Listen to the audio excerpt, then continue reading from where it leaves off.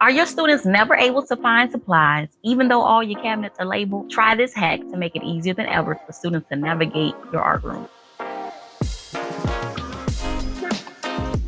Hey, art teachers. I'm Liz Brent, and I'm a high school art teacher from the Chicagoland area. We've all been through it. Students ask where things are. We point them to it, and they still can't find it. Everything is labeled, but maybe the text is too small. Or maybe there are too many cabinets or labels to read through quickly. Visual labels and signage are helpful and important for everyone, but especially affect students with reading difficulties. From English language and multi-language learners to those with visual impairments and reading deficits, visual labels can help everyone. One great way to minimize these issues is to use larger posters with simple codes and eye-catching visuals or colors to easily direct students on where to go. You can use posters that are brightly colored and have an icon and number letter combination for this purpose. You can even take it to another level and use pictures from historical or contemporary artists. Include a little information on each one to pique student interest. So now not only are your posters helpful for navigating, but they also educate students and give you a discussion point. For my posters, I designed them in an online free design platform and then printed them on large paper at school and laminated them. If you don't have the option to print large, you can still print standard letter size paper, but then make your photos and your text large. How you organize your classroom is vital to the flow and creativity in your space. Discover how to promote inquiry and independence through daily routines and clear organization. With the pack, Rethinking Art Room Space and Pro Learning. These videos show you how to create and alter your existing space on a budget to maximize your students' inspiration.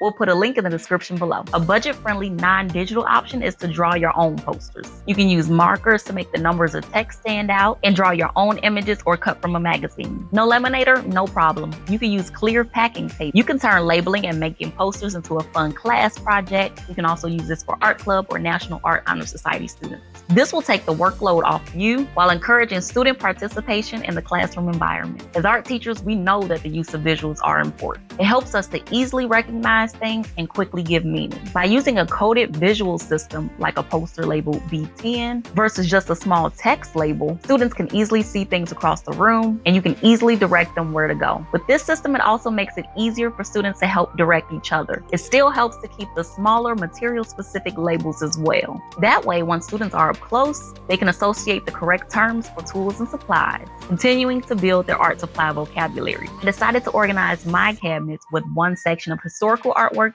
and another section with contemporary artists. Each poster also includes dates and artist names, so curious students can research any that they find interesting. So now not only are you making your room easier to navigate and more visually appealing, you're also exposing students to artists of different eras. Using large posters for labeling is a great way to improve navigation in the art room. Do you use art history to double as both decor and organization in the art room? Tell us how in the comments below. Make sure you like this video and subscribe so you don't miss more tip videos just like this. Take care and can't wait to see what you share.